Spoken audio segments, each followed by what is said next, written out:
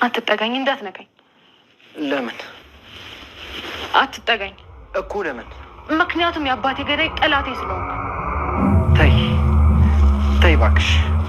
አባትሽን አልገደልኩም፣ ማንንም ሰው አልገደልኩም። ሰምቻለሁ እኮ ሁሉንም ነገር ሰምቻለሁ፣ ግን ማንንም ሰው አልገደልኩም። እነሱ ገለሃል አሉኝ። ማንም የሚሰማኝ ሰው አለመኖሩና አማራጭ ማጣቴ ልጅነት የተደራርቦ ዝም አስባሉኝ። ምንም የማላውቀው ልጅ ነፍሰ ገዳይ ናት። እኔ ምንም አማራጭ ስላልነበረኝ ዝም አልኩ። በአምላክ ይኸውልሽ፣ ምንም አትበይኝ በቃ። እና እሺ ቆይ አባቴ ማን የገደለው? አላውቅም፣ ግን በእርግጠኝነት አገኘዋለሁ። ከመጀመሪያ ጀምሬ ያጣራለሁ። አንድ ቃል የሚገባልሽ ነገር ግን እበቀልሻለሁ፣ በደንብ እበቀልሻለሁ።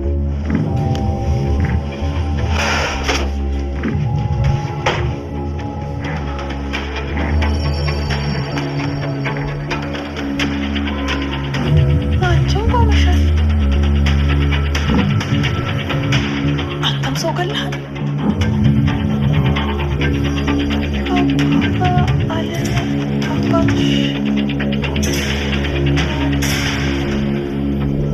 ህብሰት አሁን ላይ የሆነባት ያለ ነገር ላይ እጅግ በጣም ግራ ገብቷታል። ምክንያቱም የአባቷ ገዳይ ነው ተብሎ ከሚታሰበው ከአምላክ ጋር ማለት ነው ፍቅር ጀምራለች። ባየው ሰዓት እጅግ በጣም እናወደዳለሁ፣ እበሳጫለሁ፣ የአባቴ ገዳይ እንደሆነ አስታውሳለሁ በማለት እንግዲህ እጅግ በጣም ውስጧ ተረብሾ ይገኛል። የአምላክም ማለት ነው ይህን ነገር ለማስተካከል እጅግ በጣም እጥረት እያደረገ ይገኛል። ምክንያቱም ህብሰት በጣም ንጹህ ልብ ያላት ልጅ ነች። ምክንያቱም እኔ በህፃንነቴ በልጅነቴ የነበረኝ ንጹህ ልብ ነው አሁንም እሷ የያዘችው። ግን ደግሞ አሁን ላይ የአባቷ ገዳይ እኔ እንደሆንኩኝ አድርገው ነገሮቹን አስረድተዋታል። ምክንያቱም መስማት የሌለባትን ነገር ሰምታለች በማለት ለዓለም ለጓደኛው ተናግሯል ማለት ነው። እንዴት እንደዚህ ሊሆን ይችላል? እንዴት አድርገን ነው አሁን ላይ ማስተካከል የምችለው? በማለት እንግዲህ እውነተውን ነገርያት እያንዳንዱን ነገር ለማስተካከል እሞክራለሁ እንጂ በፍጹም ይህ እንደዚህ ሊሆንማ አይቻልም። አሁን ላይ መራመድ እንደማችል ነው እነሱ የሚያውቁት። ምክንያቱም ይህን ነገር ያደረገችው ደግሞ ራሷ የእንጀራ እናቷ ነች። ምን ያክል ገንዘብ ወዳጅ ከመሆናቸው አንጻር የልጅቷን ህይወት ራሱ እጅግ በጣም እየመረዙት ይገኛል። ስለዚህ በምንም አይነት እሷን ካለችበት ሁኔታ ማውጣትና ማገዝ ነው የምፈልገው። እንዲሁም ደግሞ የእሷን የሆኑ ሰዎችንም እንዲሁም እንደዚህ የሚያደርጓትንም የአባቷን ገዳይም እበቀላለሁ በማለት እንግዲህ አሁን ላይ ማለት ነው የአምላክ ቁርጡ ተነስቷል።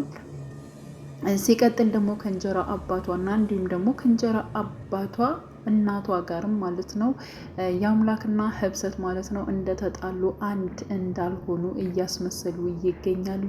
ግን ደግሞ ህብሰት መራመድ ትችላለች፣ በስነ ስርዓት መራመድ ትችላለች። አሁን ግን ከቤት ውስጥ መራመድ እንደማትችል ነው የታወቀው ማለት ነው። ያ ማለት እንግዲህ የእንጀራ እናቷም እንደዚሁ ውርቼ ለአምታ ሰጥታታለች በስጦታ መልኩ። ግዴታ ይህን ነገር ላንቺ አምጥቼልሻለሁ፣ ስለዚህ በዚህ መንቀሳቀስ ትችያለሽ። ከዚህ በላይ ወንድሜን እንድታደክሚው ስለማልፈልግ ነው። አንተም ደግሞ ከዚህ በላይ መድከም የለብም ወንድሜ በማለት እንግዲህ ውርቸሩንም አመታለሽ ማለት ነው። ውርቸሩ ላይ እንድትቀመጥ በጣም ነው የጓጓሽው። አስቀድመሽ ያሰብሽበት እስከሚመስል ድረስ ነው። ምንድን ነው እንደዚህ በማለት እንግዲህ እህቱንም ተናግረው ነበረ። አንተ የአምላክ ትርፍ ቃል አትነጋገር፣ ዝም ብለህ ያልኩን ነገሮች በሙሉ አድርግ በማለት እንግዲህ እየተነጋገሩ ይገኛሉ ማለት ነው አሁን ላይ ማለት ነው። ዓለምና እንዲሁም ደግሞ የአምላክ በመነጋገርና ነገሮችን እሷን ህብሰትን ለማገዝ እንግዲህ ቆርጠው ወስነው ተነስተዋል። ሲቀጥል ደግሞ ዓለም ማለት ነው እስከ ዛሬ ሲሰራለት የነበረውን ወረቀቶች በሙሉ አሁን ላይ ግን የሚችል አይደለም በማለት የማይችለውን ነገር ማለት ነው እንዲሁም ለህብሰት አባት ማለት ነው ያ ማለት የእንጀራ አባቷን አስተዋውቋል። ምክንያቱም እንዴት የሆነ ነገር ሊሸውደኝ ይችላል እንጂ እስከ ዛሬ ስንት አይነት ወረቀቶችን እና ስንት ነገሮችን ሲያስተካክልልኝ ኑሮ እንዴት አሁን አልችልም ይለኛል በማለት እንግዲህ እሱም እያሰበና እየጠረጠረው መጥቷል። ግን ደግሞ አሁን ላይ ዓለም እንደ ድሮ አይደለም። ለምን እንደሆነ አላቅም። ግን ደግሞ ከመጠን በላይም እከፍለው ነበረ ግን በስርዓት እየሰራልኝ አይደለም። ምክንያቱም ከዚህ በፊት እያስቸግራሉ የሚባሉ ስራዎችን ራሱ ሰርቶልኛል። አሁን እንዴት ይሄን ሊሰራልኝ አልቻለም? በማለት እንግዲህ ጥርጣሬ ውስጥ የገባው የህብሰት አባት ተብዬ ማለት ነው። አሁን ላይ የአምላክን አውርቶት ነበረ። የአምላክን ከጠረውና ካወረው በኋላ አለም ትክክል እየሰራ አይደለም። ስለዚህ እያንዳንዱን ነገር ማለት ነው እንድትከታተለው እፈልጋለሁ በማለት እንግዲህ ለአለምን ማለት ነው እንዲከታተለውና ለምንድነው ወረቀቶች ያልተስተካከሉት ሌላ የሆነ ነገር ቢፈጠር ይሆናል እንጂ በእርግጠኝነት እሱ ከዚህ በፊት አስቸጋሪ የሆኑ ነገሮችንም ሰርቶልኛል፣ እንዴት ይሄን አልችልም ይለኛል በማለት እንግዲህ እየተበሳጨና እየተናደደ ይገኛል ማለት ነው። ሲቀጥል ደግሞ አሁን ላይ ማለት ነው ለህብሰት እያገዟት የሚገኘው የአምላክና እንዲሁም ደግሞ አለም ነው ማለት ነው። ይህን ነገር ሊያደርጉት የቻሉት ደግሞ እሷ ካለችበት ነገር ውስጥ እንድትወጣ እንዲሁም ደግሞ ወረቀቶችን የሰጠውን ወረቀት በሙሉ ያልሰራው ደግሞ ህብሰት የምትፈልጋቸው ነገሮች ስላሉ ያ ማለት የህብሰትን ነገሮች ለራሳቸው ለማድረግ የተነሱት የእንጀራ እናትና አባት ተብዬው ማለት ነው ያ ነገር እንዳይሳካላቸው የእሷን ህይወት እንዳይበጠብጡ ከኋላ ማለት ነው እየሰሩ የሚገኙት የአምላክና እንዲሁም ደግሞ አለም ነው ማለት ነው። አለምን እንግዲህ ያው ራሷ ህብሰት ተዋውቀዋለች። ጓደኛ እንድትሆነኝ የልብ ጓደኛ እንድትሆነኝ እፈልጋለሁኝ በማለት እኔ ማንም የለኝም፣ በጣም ነው ሁላቸውንም ነው የምፈራቸው በማለት ስትናገር ነበር። በነገራችን ላይ የአምላክም በጣም ነው የምትፈረው፣ እንዲሁም አባት ተብዬውም የእንጀራ እናት ተብዬዋም እጅግ በጣም ነው የሚያስፈሩት ቤት ውስጥ ማለት ነው። ትዕዛዛቸውና ንግግራቸው በተለይ በጣም ኃይለኞችና መጥፎ ስለሆኑ ራስ ወዳድ ለገንዘብና ለገንዘብ ማለት ነው ገንዘብ ለማግኘት ብለው በጣም ብዙ ነገሮች እንደሚያደርጉ ነው የተረዳቸው ማለት ነው። እና ይብን ቤት ውስጥ ራሱ እንቅልፍ ራሱ እንደዚሁ ራሱ አተኛም ማለት ነው። እና ተሉ ብንን ትላለች እና የአምላክ ራሱ ጠይቋታል። ምንድን ነው ሁልጊዜ ተኝተሽ ምናምን ነገር ካጠገብሽ ስመጣ ራሱ ብንን ነው የምትዩ? ምን ሆኖሽ ነው ህብሰት? ለምንድን ነው በደንብ የማተኙ? በማለት እንግዲህ ራሱ የአምላክ ጠይቋት ነበረ ማለት ነው።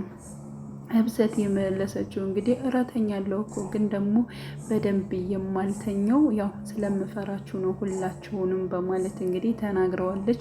ለምንድን ነው የምትፈሪው? በማለት በቃ አላቅም፣ ሁላችሁንም ነፍሰ ገዳይ ናችሁ፣ እፈራችኋለሁኝ፣ አንተ ራሱ የአባቴ ገዳይ ነህ በማለት እንግዲህ የአምላክን እጅግ በጣም እንደተናገረችው ነበር።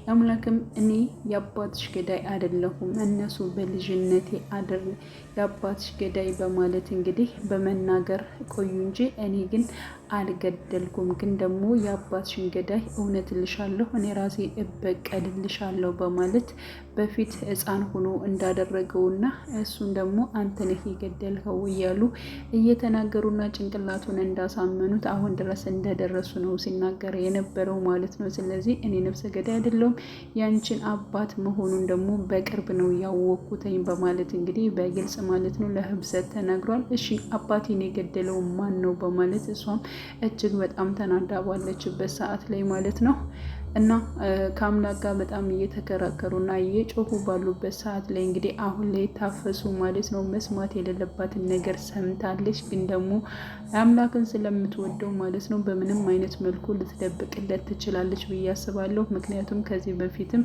እንደዚሁ ህብሰት ቁማ እንደምትሄድ ባይኗ አይታ፣ ግን ደግሞ አሳልፋ ማለት ነው ለህብሰት እንጀራ እናት አልተናገረችም ማለት ነው። እና አሁን ላይ እንግዲህ ታፈሱ የሰማችው ነገር ያው ህብሰትና እንዲሁም ደግሞ አምላክ በሚያወሩበት ሰዓት ላይ ስለ አባቷ መገደል እና አባቷን የገደለው ደግሞ ራሱ የአምላክ እንደሆነ ስትሰማ እንዴት እንደዚህ ይሆናል? አንተም ነፍሰ ገዳይ ነህ እንዴ? ሰው ገለሃል እንዴ? ጭራሽ የህብሰትን አባት ነው እንዴ የገደልከው? ምንድን ነው የተፈጠረው ነገር? ምንድን ነው የምታወሩት? በማለት እንግዲህ ታፈሱ ሰምታለች ማለት ነው። እና እጅግ በጣም ነበር የደነገጠው። የአምላክን በጣም ደንግጧል። ህብሰትም እንደዚሁ በጣም ነው የደነገጠችው ማለት ነው። በነገራችን ላይ የህብሰት ህይወት እጅጉን በጣም ነው የሚያሳዝነው ለመናገር ማለት ነው።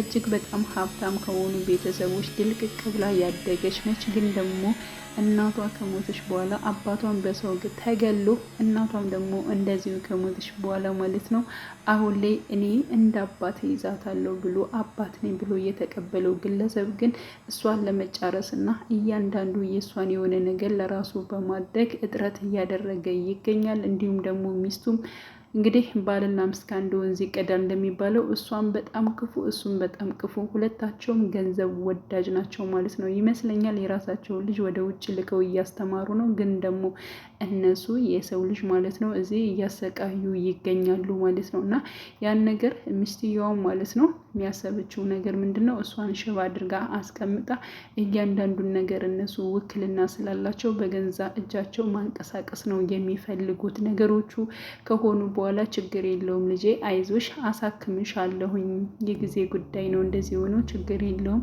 ብር ሲኖርኝ በደንብ አሳክምሽ አለው እያለ እንግዲህ አባት ተብዬውም ለህብሰት ሲናገር ነበረ ማለት ነው። እና የአምላክና እንዲሁም ደግሞ ህብሰት እንግዲህ በሁለታቸው መካከል ማለት ነው በእንጀራ አባቷና እንዲሁም በእንጀራ እናት በነገራችን ላይ በሁለታቸው መካከል ሁለታቸው ጠበኛ እንደሆኑ ነው የሚታወቁት። ምክንያቱም አንድ ላይ ከሆኑ ደግሞ ሌላ ነገር ውስጥ ስለሚጠረጥሩ ማለት ነው። እና ህብሰት እጅግ በጣም አምላክን እንደምታሰቃየው ማለት እንደምቀብጥበት ምናምን ነገር እሱም ደግሞ ስነስርዓት ይዘሽ ተቀመጪ፣ በስነስርዓት ላድርስሽ እያለ እንግዲህ እየተናገራት በቁጡ እየናገራት ነበር ፊት ለፊታቸው ማለት ነው። ዘወር ብሎ ደግሞ እሷን ነገሮቹን እንዳይጎዱሽና እንደዚህ እንዳያደርጉሽ አንቺ መጠንቀቅ መቻል አለብሽ፣ አውቄ ነው እንደዚህ የሚል ሲቀጥል ደግሞ እንደሰማሽው አይደለም እኔ ነፍሰ ገዳይ አይደለሁም በማለት እንግዲህ የእሷን አይምሮ ማለት ነው እንትን እየተናገራ ይገኛል። ምክንያቱም ማስረዳት ስላለበት ማለት ነው። እና ህብሰት እንግዲህ ያው በአምላክን ትወደዋለች ታፈቅረዋለች። ግን ደግሞ ስለ ህብሰት ስለ የአምላክ ማለት ነው ዓለምን ጠይቀው ነበር ምን አይነት ጸባይ እንዳለው አጠቃላይ ጠይቀው ነበር። ግን ደግሞ በጣም ጥሩ ልጅ ነበረ፣ በፊት በጣም ጥሩ ነበረ። አሁን ላይ ነው ጸባዩ የተቀያየረ፣ ጥሩም መጥፎም አንዳንዴ ሲናደድ ይሆናል። ብቻ ግን ያው መልካምነቱና ጥሩነቱ ይበልጣል እንጂ ጸባዩ በጣም ነው የሚቀያየረው። እኔ ራሱ የእሱን ጸባይ ለመያዝ አሁን ላይ በጣም ይከብደኛል በማለት እንግዲህ ነግሯታል ማለት ነው። ስለዚህ ይህ ነገር የሆነው ደግሞ ጸባዩ አስቸጋሪና መጥፎ የሆነው ደግሞ ሰዎቹ ከሚያደርጉትና ከክፋት አንጻር ነው። ያ ማለት እንግዲህ እህቱና የእህቱ ባል ከሚያደርጉት አንጻር ከሚያሰሩት አንጻር ነው እንደዚህ መጥፎነት ሊኖረው የቻለው ማለት ነው።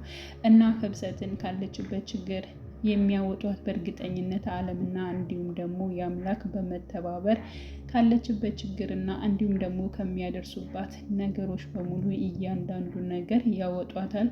እንዲሁም ደግሞ የአምላክ ማለት ነው የአባቷን ገዳይም ይበቀልላታል። እንዲሁም ከእሷ ጋር አብረው ይቀጥላሉ ብዬ አስባለሁ። እንግዲህ እናንተም ያላችሁን ሀሳብ አስተያየት በኮሜንት ላይ ማስቀመጥ ትችላላችሁ። ውድ ቻናል የተከታታዮች ቤተሰቦች በያላችሁ በሰላማችሁ ይብዛልኝ። ለቤቴ አዲስ የሆናችሁ የደውል ምልክቱን በመጫን ቤተሰብ ይሁኑ ለማለት ወዳለሁ። መልካም ጊዜ ተመኘውላችሁ።